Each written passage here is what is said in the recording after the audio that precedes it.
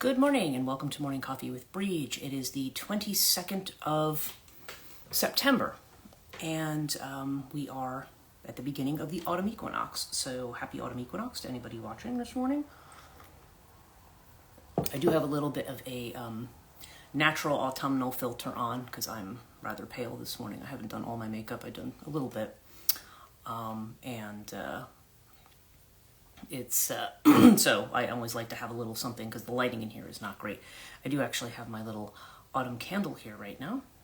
This is my little $1.25 candle, which is about my budget at this point.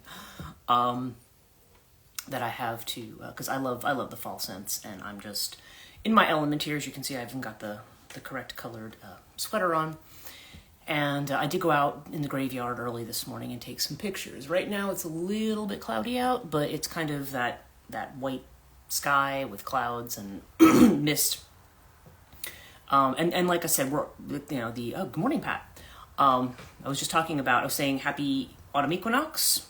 Some people call it Mabon. I think that's supposed to be a Scottish term, but I don't think that's. I think that's like a more recent made up term for autumn equinox. Good morning, Suda. Yes, happy autumn. As I was just starting to say, I was out early this morning taking photos and in the graveyard and across the street. So I have some. So those are going to probably I'll add some words in Photoshop, and I'll probably, or maybe I can do it on Instagram, and I'll make that my my equinox message or equinox blessing. Yes, and you've got the little autumn leaf. And as I said, I have a candle here. And yes, it is pumpkin spice for those of you who are wondering. And of course, pumpkin spice coffee. I have a client coming this afternoon, and she said, when I come, because I'm bringing you fresh ground pumpkin spice coffee. So I hope she was able to do that. Not that she has to. I mean, if she doesn't, then that's okay too. But we had some last one time when she was over, and I was doing some readings for her, and she was just like, oh, I got to get you some more of that. So we will see. And we have class tonight, of course. I have a number of things planned. See how they go off, because normally the way they go off in person is a little bit different. So we'll figure it out at the beginning of class, those of you, because I know both of you actually are in tonight's class. So we will see, and hopefully everybody's got the links and everything. I sent those out yesterday. So we've had a very interesting start to equinox this morning. I had crazy dreams last night, and it was weird because it was like I dreamt that I was at a festival, and it was called Jakarta for some reason, which I haven't delved into why that word was chosen, but it reminded me a little bit of the Fire Festival, FYRE, that guy does. That's like a big major scam that everybody like pays like thousands of dollars to go, and then you're on an island, there's nothing, and there was just like cheese sandwiches or something. I mean, it was just like, yeah, I remember there was a whole incident around that particular festival.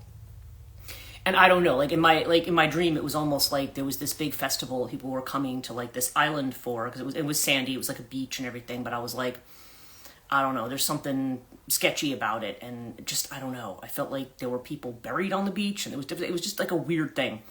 But then it was like everybody was sharing hotel rooms, and it was like, for some reason, there were like multiple people stacked, like you're in bed, and then there's somebody across your feet, and then there's somebody, it was very odd, and there was one person who was crossing my feet, and who I've only met once. I know it's a person just that I know, I'm not going to say who they are, but they seemed very, very cross, they seemed very angry about,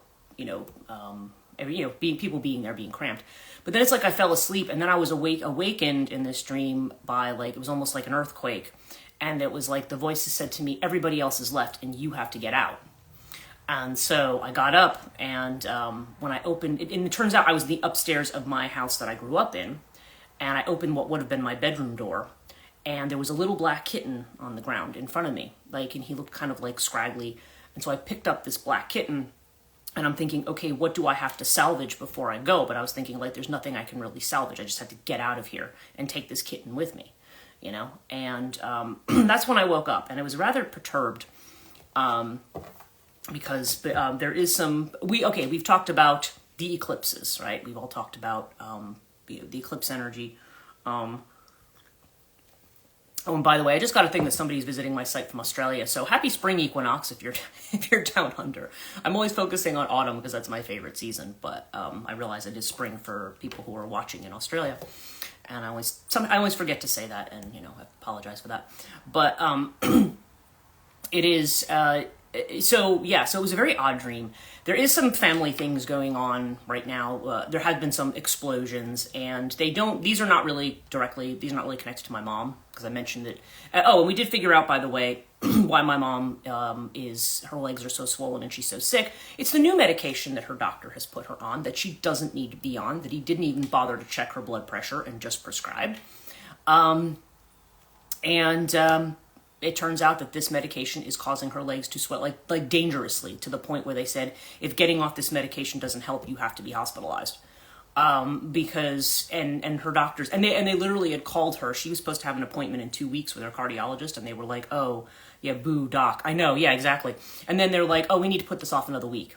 So in other words, they're pushing her back farther, and she says, but my legs are really swollen. They're like, yeah, well, we still have to push it back a week. And they didn't.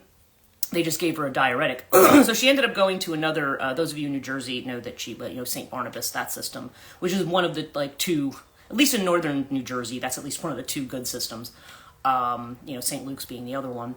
That are not run by private equity firms. So they have doctors that are actually not just, what I'm going to call corporate shills. And I don't want to say all the doctors in Atlantic Health or some of the others are all corporate shills, but a lot of times they behave like it. So, love St. Barnabas. Yeah, they're a very good system. And so my mom apparently she got an emergency appointment yesterday, and they agreed. They're like, yeah, get off this medication. You should be taking your diuretic twice a day, not every other day, because I'm thinking she's swollen. Why isn't he having her take a diuretic every other day? It makes no sense. Also,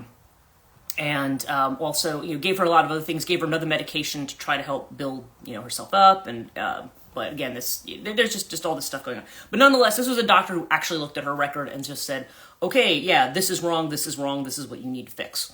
And my mom, of course, is not happy. She wasn't happy because she wants to go to the same doctors. It's a funny thing, and I don't know if it's just an older generation thing, or if it's a thing of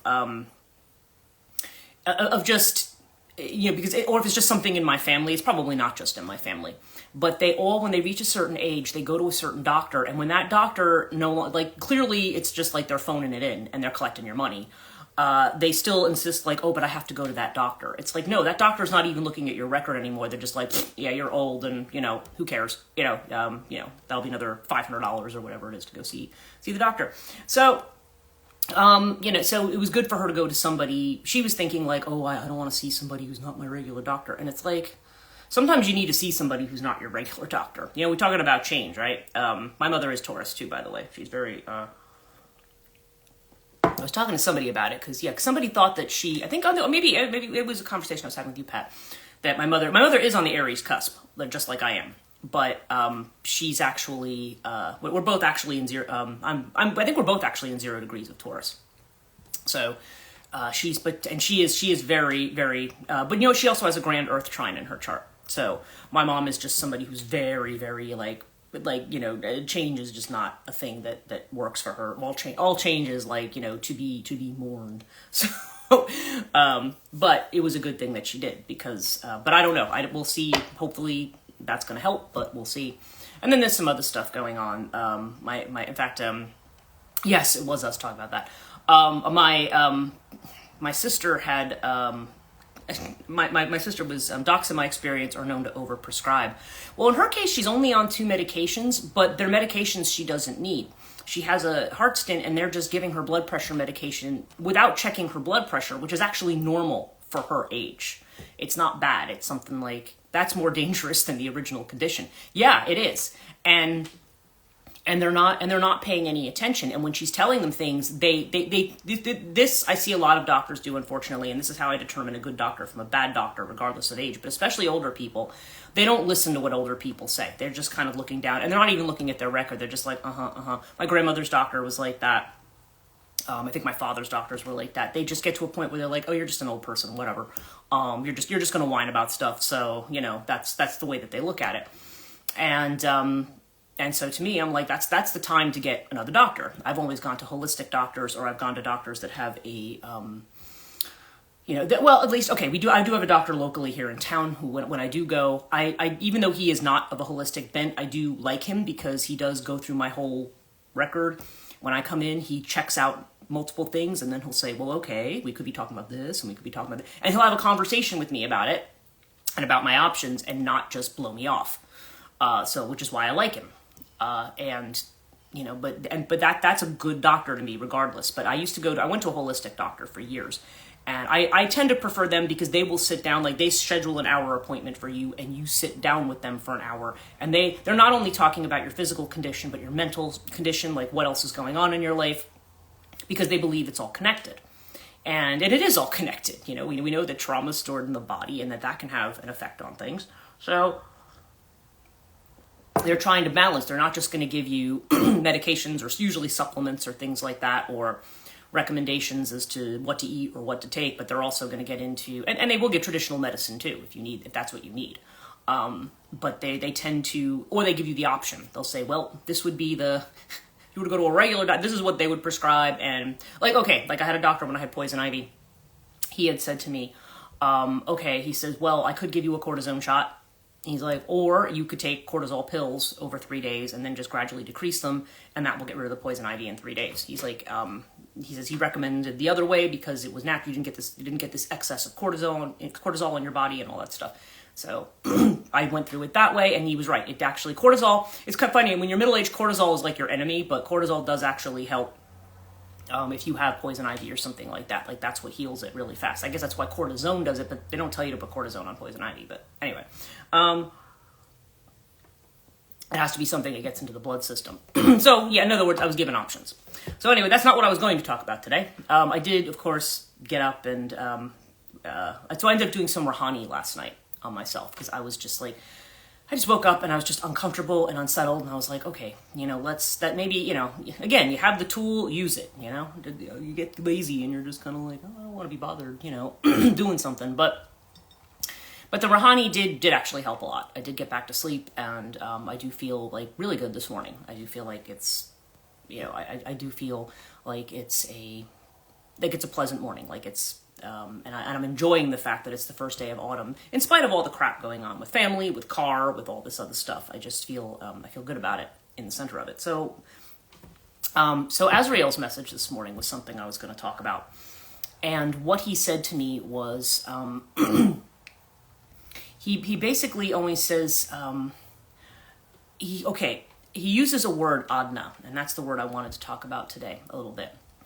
And adna is a word in Enochian for obedience. And now when we hear that word, especially in this culture, our first thoughts are very, very patriarchal, like someone's telling you to obey, and when you complain about something, you're just supposed to be obedient to this thing. And so, of course, it's not a word that comes across very well. But he doesn't always mean it in the way of obey, in the sense of, it becomes a word. It's interesting because obedience often comes to the idea that you're being told something by somebody who is considered to be an authority of some type. Okay, whether this is you're at a job and this is something that your boss tells you to do, whether it's that you're obeying something that like a parent tells a child to do. Child's supposed to obey the parents. If it's, these different circumstances where we are told something or told a course of action or told to do a thing. And then the question is, are we going to honor that? Are we going to do that? And for a lot of us, we think of obedience as a blind thing. It's like, and people equate it with blind belief. Like, well, you're just accepting something that you have no evidence of, and you're just blindly following along with it, right? That seems to be kind of the shtick around it, like that you're, yeah. And again, and when I hear the word obedience, my hackles go up because, especially if you're a very independent person, you're just like, obey? Well, what does that mean? When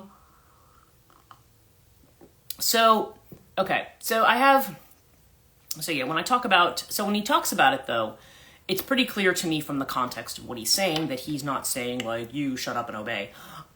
It's more of a case of trust that what I'm telling you, because he was talking about, he's put the words that he used were chikle korodzi, which are the mysteries are beginning. Okay. And he said, there's something that there's changes that are going on that are afoot. Even when I do my, my Morrigan readings, like I'm getting a lot of, I usually use the Norse runes when I'm working with her. And I've been getting Perth, the blank rune, Hagalaz, which are the runes of disruption. They're not only disruption, but just the unknowable coming in. Ansus, which is like unexpected messages, unexpected pathways. Now, mind you, I learned runes from Ralph Blum. I have a friend who does runes, and he can't stand Ralph Blum. He's like, I'm not doing that Ralph Blum crap. Because he also doesn't like the idea of a blank rune and all that other kind of stuff. And, and I get it. He's learned it a different way, and his way is actually really good. He's actually a really good rune reader. But this is the way I've come to understand it, so, why mess with the thing that you understand, and I think the message still gets across. So, but yeah, so there's this idea that we are in a very unknowable state, and when we're in an unknowable state, and this kind of goes back to the dream I had. I feel like I'm in this space where where it's like, okay, the space in my dream that I remembered when I had this incident was my house, but it was like my house was like dissolving, it was falling apart. And that's incredibly, incredibly symbolic of saying the aspects of your identity that are connected to your childhood and family. There's an earthquake, there's something that this is where the Hagalaz, which are the disruptions coming in. And it's interesting that the little kitten is the thing that's saved. Now, black kittens and black cats, I happen to think black cats are tremendously good luck. I love them. I've had many black cats.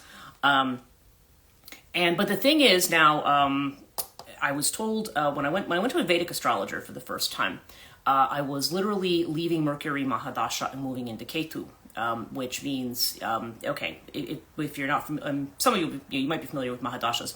Basically, a dasha is like a period of time. It's like a planetary period of time that rules your chart. And depending on the dasha you're in, it's going to affect your life. I was born into Saturn Mahadasha, or Shani Mahadasha. So, for all the things I wanted to do, things move slowly. Shani is about correction, about limitation. It's a really harsh place to start out in life, honestly. But there may be karmic reasons why we start out in Shani for some people. But then I moved into Mercury, I remembered when I was like in the 6th or 7th grade.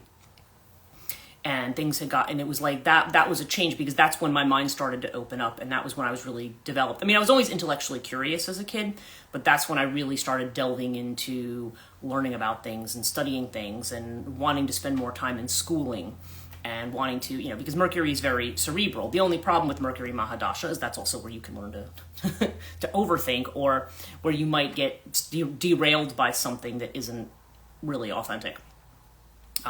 But Ketu, it comes after Mercury, and Ketu is the South Node. Now, in Western astrology, the South Node is just, all your karmic debts and all your past life stuff and all of that. In Vedic astrology, though, Rahu and Ketu actually both, North and South Node, are both considered to be inauspicious, because in the mythology they're represented as a demon that manages to get some of the Amrita, the elixir of immortality, and once the gods discover it, I think Vishnu goes and cuts him. It's like a great serpent, cuts him in half. And so but because they're immortal, they don't die. They just continually circle the globe, and the head is full of the, Rahu is like, ego aggrandizement. Like the big head. People who have Rahu in the first house can be very egotistical or narcissistic, potentially. They don't have to be. I don't like, because if you look and you say, hey, wait, I've got it in the first house. Well, that could also just be that your life work is going to be around something connected to your personality or something. But there are people with Rahu in the first house. Well, anyway, no, I'm not going to say it. So there's Rahu in the first house, and Ketu is the tail. That's like the head and the tail of the dragon, according to that system. And so the tail is, it doesn't have all the stuff of the head, okay? But the tail is also blind. And in that blindness, though, as we've talked about, sometimes not seeing with the eyes is a thing. But it tends to represent, when you're in your K2 phase, they always talk about that as being the time of liberation. And that happened to be the time that I met my guru, was right at the beginning of K2. But the other thing about the beginning of K2 was that it was, I remember the astrologer saying to me, this is to be a good time for you to adopt a black animal. Particularly like a cat or a dog or something like that. And I was just like, oh, really? And it was interesting because right at the beginning of the K2 Dasha, I suddenly had this thing. I was like, I have to have a black cat. My husband, I was still married at the time. We, of course, got divorced during K2 Mahadasha, which does happen. That's not an uncommon thing to happen. But all of a sudden, I just had to adopt a black cat. It was like, damn it, I had to adopt it, and I did. And her name was Andromeda. She was like the first little black kitten I'd adopted from an animal shelter, I think, in Roxbury. And it's interesting because she died right at the end of my K2 Mahadasha. So it's weird, right? I mean, she was there for that period of time. But I felt like the black kitten, I mean, there's some, because it's connected to liberation. It's connected to getting off the cycle of birth, death, and rebirth. K2 is connected to that. So it's almost like getting off. To me, the little black kitten, it represents this getting off of this cycle, like being able to move into a phase of being liberated from something that's old. Okay. In addition to the general love of cats that I have anyway. But, so interesting stuff. But I feel like with regard to obedience and the mysteries, because in other words, it's saying everything. Okay, I think the net of what was being said today was everything kind of looks bad right now to a lot of people. A lot of people are having things exploding with the eclipses. Things look, there could be situations that it's just like, oh crap, like what's going on here. And there may be people who are feeling that way, maybe feeling like, what happened to all this good stuff that's supposed to happen, right? And that may be the question that's trying to answer, and that's why that word obedience kept coming up. It's just like, just remember that what I've told you is happening, even though you don't have evidence of it. So it's a little bit about belief, and it's a little bit about trusting the process. Because what tends to happen when we're in a space, and I was thinking about that, there's a solar eclipse soon too. Yes, and that actually, I was going to bring that up too, because when I was doing readings yesterday, I did Aries through Gemini for the channel, for the Liminal Tarot channel this week, and I'm going to be doing Cancer through Virgo today. I have a lot of stuff going on today, actually. I have Jen popping by this morning to borrow something from me, and then I have I have all this other stuff going on. And then, I have my client, and then I have the class, so it is going to be a busy day today. But the eclipse came up a lot, especially in the Taurus reading, but it came up for a lot of people. Like people saying, it was literally like, wait until the eclipse, wait until the eclipse. I was getting cards connected to that, wait until the eclipse. Because whatever looks like it's not auspicious now or is not working out, there's going to be something, there's going to be... it's almost like you're going to see how things are going to suddenly shift into gear. And it feels to me like the eclipse is going to bring a lot of unexpected change, like even more so than the lunar eclipse. It's, there's this awakening that's going on. And certainly today is the autumn equinox, is like a thinning of the veil kind of a day. So it's becoming easy. Actually, this is a really good day to have an intuitive development class, because this is a day when things are kind of naturally, it's going to be easier to see things, just kind of like on Samhain or Halloween, which is obviously at the end of October, beginning of November. There's this energy of thinning. And we talked about this too a couple of weeks ago. And but there's something here that we're seeing, and I don't know. I'm getting this whole thing about. In fact, let me tell you what his exact message was to me. I have it's a big book, so I don't keep it in front of me. And I'll just read to you the English. I won't read to you the Enochian. Come away into obedience, not into terror, is what he says. Don't be in terror. Now I don't know who they are. I feel like this is whatever forces are not whatever forces, whatever they're the ones whose time is up. Let's put it that way.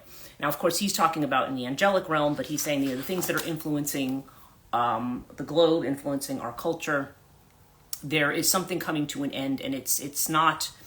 whatever these energies are that they don't want to really let go. They've had like a good run for like 1,000 years, and he's like, okay, they're not willing. There's kind of like they have to let go, and that's what he's saying. But they're not going out easy. And he said so they have a poisonous art that would sting any living being, is what he says to me. And he said, understand that the mysteries are beginning, just honor it. And that's what he said. Okay, so that was my angelic message from the morning, and he actually said that was okay to share with people. It wasn't, sometimes some messages are not meant to be shared, but that one, I'd said, is it okay if I talk about that in the live stream? And he said, yes, of course. So that's that's the idea, that there is more revelations. I think it's almost like, and I think it's going to be different for everybody, so I would hesitate to make a blanket statement, but as I'd mentioned, the lunar eclipse certainly seemed to have stuff around family. And I can tell you that's certainly what's and I heard that from other readers too. That's not just in my readings. And they weren't just readings for me. They were just like general eclipse readings. And so that we're definitely seeing that places where things were tense or weak are like exploding, like someone dropped a bomb on it. There's some really heavy duty stuff going on. In the last couple of days, I've just been like, oh my gosh, I'm so tired, because I get one set of WhatsApp messages after the other from different people. And I'm not complaining about those messages, because I realize those people are going through a lot in family and in friends, and I don't want to be, but I'm just realizing, I'm sitting here, I'm like, gosh, I have to be careful not to carry all of this, because it's crushing. Some of it's really crushing, and especially when people are calling because they want to vent, or, in some cases they're not necessarily expecting you're going to be able to solve anything. Although I do have that kind of karma where people a lot of times think I'll be able to solve something for them. And I'm like, well, I don't know. It's some things maybe and not others, but in a lot of cases, it's just a matter of waiting to see how things play out. And when you're in the middle of a crisis, I mean, we all think about this. If you're in the middle of a crisis and I just say to you, oh, just be patient and see how it plays out, you literally want to turn around and go, you know what, F you. I'm tired of waiting around. There's nothing more. You see the looks I get from people when I tell me that. They're just like, it's like, I don't want to hear this. I want an answer, and I want it now. And I think there's a lot of that impatient energy around here. There's certainly a lot of fire energy showing up in my readings and stuff. And so, yes, it must indeed, you must protect yourself. Yes, and I do. I mean, that's why I do. Well, we've talked about the protection rituals. I know I've given a couple out to people, what they can do. Now, for people watching, one thing I learned in Rouhani, and I'm sure I've told it to both of you, is that this violet and platinum, like a net almost, that you kind of like put over I usually put it over, I was taught doors, windows. I also put it over my car. Of course, didn't save it from the deer the other day. Although, as my sister pointed out, she says yes, it works. Yeah, that it could have been a lot worse. What happened to me? She's like, because when her husband had hit a deer once, it literally flipped on his windshield and knocked his windshield in and messed up the whole front of the car. For me, I just have one little corner of the car that's messed up. Messed up enough that I'm going to have to try to do something makeshift to try to keep it together, so that if I have to go like to the store or something, still waiting for the insurance adjuster to call me back. I put in for an express adjustment, but it is the weekend, and I do know that adjusters don't necessarily work on weekends. I have a friend who's an adjuster, or used to be. And so being that it was not one of those things where, the car's not drivable, there's an emergency, it'll probably wait till Monday. But in any case, but I also mentally put it over my computer, my phone, my websites, my social media. And I could say, thus far, knock wood, I feel like it keeps out a lot of things. Because the whole point of that is that the violet and platinum netting allows messages and things in. Because we don't want to shut our intuition off. We don't want to put blinders on and not focus on anything that's going on around us. We want to be aware, but we also don't, if we're feeling very vulnerable, or if we're very empathetic, we don't want that energy. We don't want to be bogged down too much with things that are not ours, specifically. People may be going through things, and we may be empathetic to those people and to what they're going through. But at the same time, that's not the same as saying, you have to use the Christian expression, to carry their cross, right? You don't have to do that. And actually, it's probably better that you don't. I mean, everybody has their own individual things that they're dealing with, and people can be supportive of each other, but you want to be able to be supportive without feeling like you have to carry the burden for them. Okay, I guess that's what it comes down to. So, I don't know. So we're getting a lot of messages here. It is time. It is reading time. I usually wait till about 15 minutes before the end to do the reading. And so yeah, it's a matter of there. It does seem like there's going to be whatever corners of our life where there's an uncertainty or things are not coming up. For me, I have to tell you, okay, Venus is also moving into Libra. No, Venus is moving into Scorpio, excuse me. So, and I think that's going to be 10:36 this morning. Equinox comes in at 8:46 Eastern time, and I think everybody on here is on Eastern time. So, yeah, so another hour and 15 will be the official equinox point. But but Venus moving into Scorpio, there's a lot around relationships and relationship resets in this particular thing. And that one I just did kind of a general autumn equinox, horoscope this morning. The twins keep showing up in the 7th house. Like there's something, and relationships are an area where I have been largely unresolved for a very, very long time. That's just an area that hasn't been touched. And so for me, I feel like there's going to be something there that, there's going to be some kind of shift that changes that situation. Not really sure how at this point, because it does seem to center around the person I'm interested in, but I'm not really still quite sure how that's going to work. So anyway, let's move on to this. But some people, and actually even with these cards this morning, I got the Two of Cups as the outcome, the friendliness card, but it was just kind of like saying like, yeah, there's definitely a cycle that's completed, and you are going to be moving into that cycle. So we'll find out. I guess that's where I have to show obedience, right? Where I have to, at least in the angelic terms. Angels do use words that are kind of strange, right, at times. But it also might just be that there's not, when you have a limited vocabulary, you're using the best words that you have. I'm not even sure what the Enochian word would be for trust, but so that might just be the closest one. Yeah, okay, so here's our aloneness card. Here's going out of Virgo, we're going into Libra. This is Virgo energy. So yeah, again, this idea of learning to be a light unto yourself. And like we had said before, being a light unto yourself means that, as they say, if you have to nourish yourself before you can nourish others. So I feel like even though this is called the card of aloneness, it's the card of learning how to be by yourself. And sometimes, okay, especially if we're talking on a relationship or how our relationships with others, and it doesn't have to be love relationships, by the way. It can be family relationships. It can be friend relationships. It can be relationships with children. It can be a lot of things, And so this may be teaching us about the aloneness card. The Hermit is almost like separating yourself, taking a time out.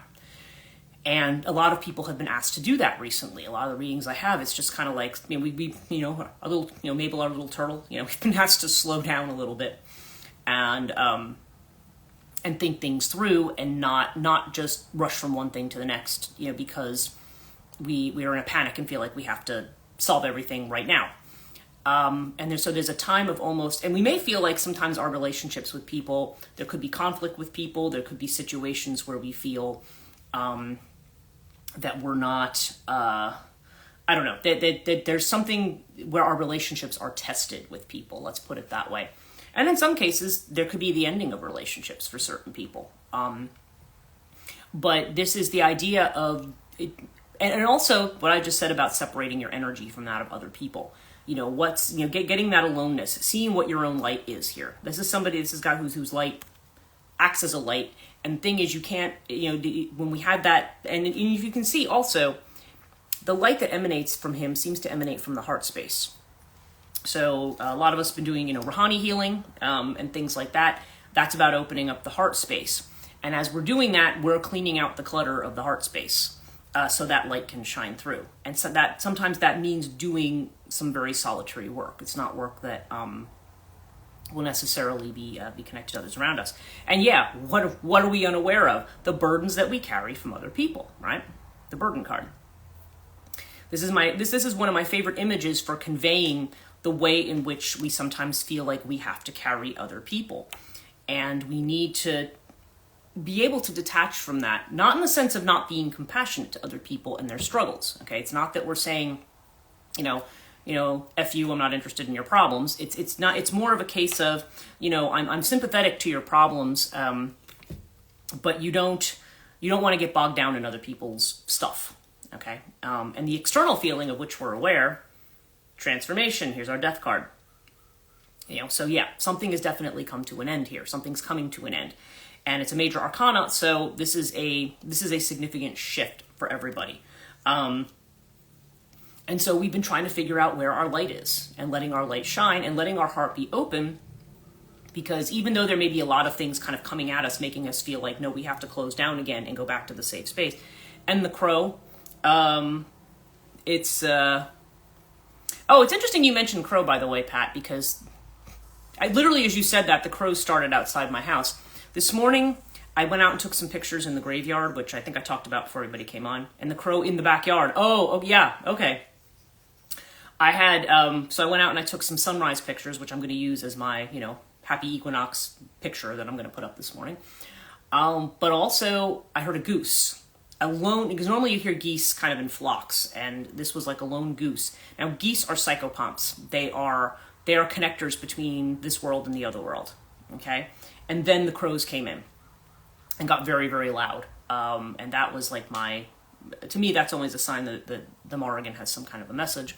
And she did indeed, and it really kind of just backed up what Azrael's message was this morning. Like, things are changing right now, and things are separating. Oh, so you've got, why is it so hard to put it down? Yeah, because I think we are conditioned. That's part of the narrative that we have, especially as women. We have this narrative that as the nurturers, like that we have to be the ones to dry the tears and to carry everybody. And it's not that we have to suddenly turn, cold and hard and not, everybody get F off. It's not, well, I don't think that's what it's suggesting that we do. But it's a case of how do we be there for somebody and without losing ourselves, or without feeling like we now, because a lot of times too, that's also the very masculine energy, that when someone tells us about a problem, rather than be passive and just say, listen and be present and hold space, I guess is the word that you would use, or the phrase that you would use. We feel like we have to come up with a fix. Well, you need to do this, and you need to do this, and here's what you have to do. It's very action-oriented, very yang-oriented, right? You have to take action. Sometimes you don't have to take action. Sometimes you just have to you just have to sit with what's going on, which we don't like to do. It's amazing how many people I talk to with the idea, and we've talked about this before, sit for 30 minutes and do nothing and see how crazy you want to go, because you're, and try not to think about anything, and don't look at your phone, and don't, it's just like, I got to do something, but we've got this 10 of discs here, or 10 of rainbows in this particular deck. We are the world, okay? So what are we seeing here? I mean, we're moving into the transformation is leading us into a space where we see how we're connected to other people, but not just how we're connected, but how we fit in, like where we are in that particular system. It has a lot to do with what our niche is, because the 10 of Pentacles, first of all, it's connected to making family connections, making good, healthy family connections. But family, again, could be our ancestral family, and it can be our tribe, whatever that ends up being, whoever our people are. And that's not going to necessarily be family. Not everybody comes from families that they necessarily want to be involved with. But it's more about being part of the world family, I guess is what we're saying. And experiencing things with people, and people are suffering with a lot of stuff, but this is changing. Interestingly, this card is the Six of Swords, and I think it was April who did a reading the other day. She's a Moon and Gemini LLC on Instagram, where she had shown the external was judgment. She's a 2-card reading where this is the external, what's seen, this is the internal, what's not seen, and she had judgment for what was seen. It's like, okay. And that totally fit in. It's like, this is the time that's coming up. This is where you're looking at things for real. This is where everything's in your face. This is where it's like, okay, here's a challenge. What are you gonna do about it? Oh, good morning, Joanne. We're just talking about our reading today, and So yeah, so the Six of Swords, this is what we're unaware of here. But the Six of Swords is,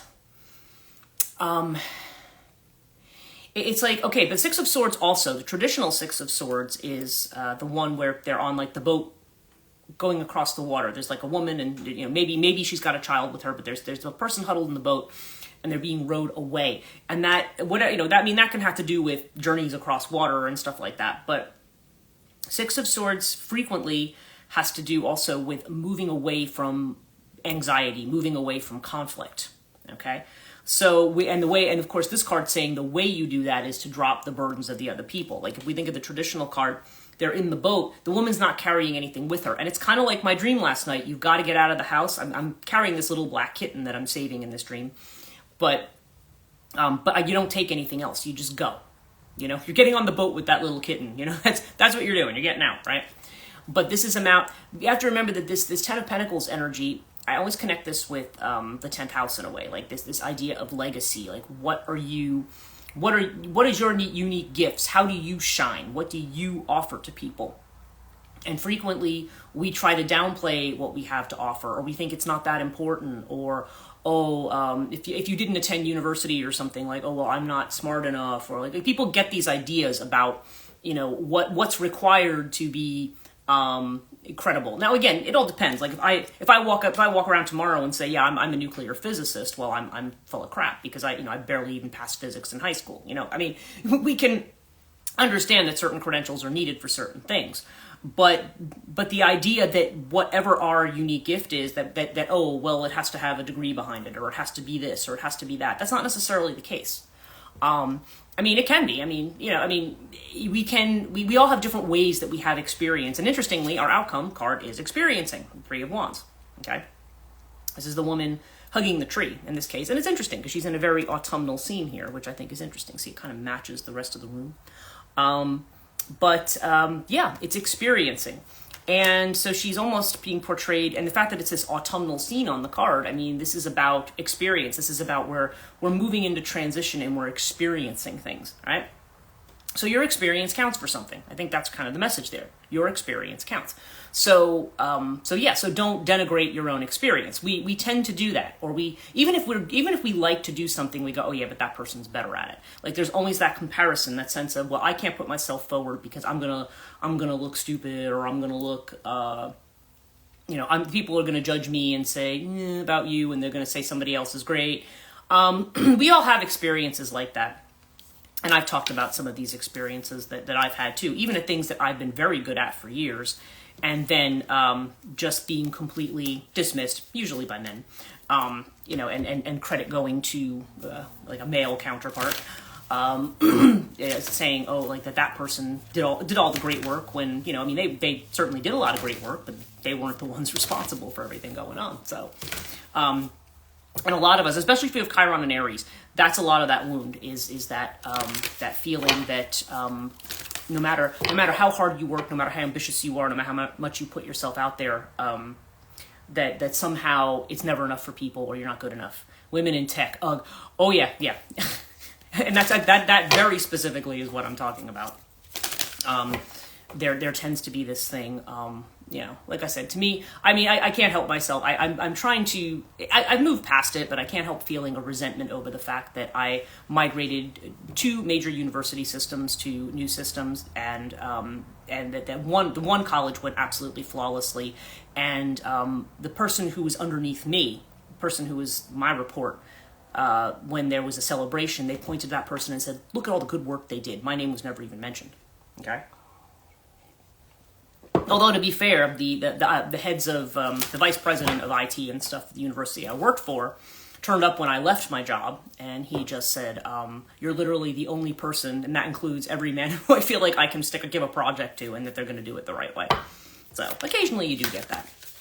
So sorry. Well, you know, I mean, but this is just a fact of life. This is kind of what we're dealt, and that was part of my Uranus and Taurus stuff. It was a wake up. Sometimes this stuff happens as a wake up call to tell us this is not where you belong, or this is how these people feel about you. You're not going to get the approval. You're not, you know, for all the work that you do, there's always going to be somebody who just, you know, I mean, the fact that we're female could be one reason, but even with men, there could be other reasons too. Why for some reason, you're not being acknowledged. Okay, so I pulled also a Moonology card. Yeah, interesting. The energy is gaining momentum. This is the Waxing Moon card. And that goes along with what we said about Azrael saying this morning, obedience, not terror, is what he had said. Our key phrase for today, I know Joanne, you joined late, was obedience. And what does that mean? Because we always think of obedience in like this patriarchal kind of like, you must obey kind of way. But we're talking about it more in terms of obedience to ourselves, obedience to what the universe wants us to do, like where we're going, rather than questioning ourselves and questioning everything all the time. Now, what does the Waxing Moon card say? I feel like actually this one's in the back. Yeah. Okay. This is not. We're actually in the waning moon right now, but this is just the card. Hope springs eternal. This is a very positive omen, indicating you can create the reality you're dreaming of, though it will take some work and you're not quite there yet. This is a time of energies rising up. Emotions are building too. Where do you want to go, and do you believe you can get there? You can keep meditating and focusing, or you can make a courageous commitment to take practical steps. Whatever you decide, you are definitely on the right track. Yes, to thine own self be true. Exactly what Sudha just said. I know I'm headed in the right direction, and your situation's full of potential, and your dream can come true. Yeah, so this is something when we're talking about a waxing moon, we haven't reached, the climax yet, I guess, of the situation. So yeah, obeying yourself frequently, and you know that the person who's going to fight with you the most is you. Nope, not me, Joanne.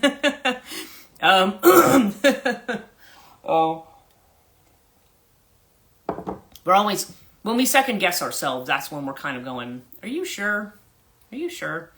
And I don't want to say that there aren't times when maybe we shouldn't question ourselves, but if we feel like we're on this track, and then we see that certain obstacles appear, and then we go, well, that means, now I have to question it. Maybe I'm doing it wrong. Maybe I'm going the wrong way. Maybe I should go this way.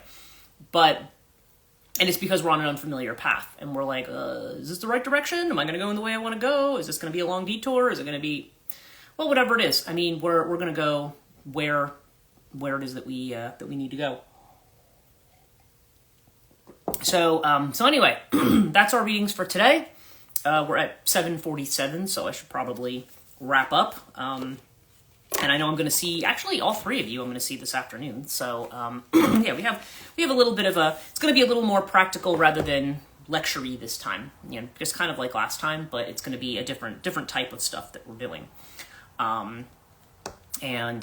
yeah, I think everybody who's in the class is here today except Allie. She's going to, but I know this is kind of early in the morning for her. Thanks. Yay.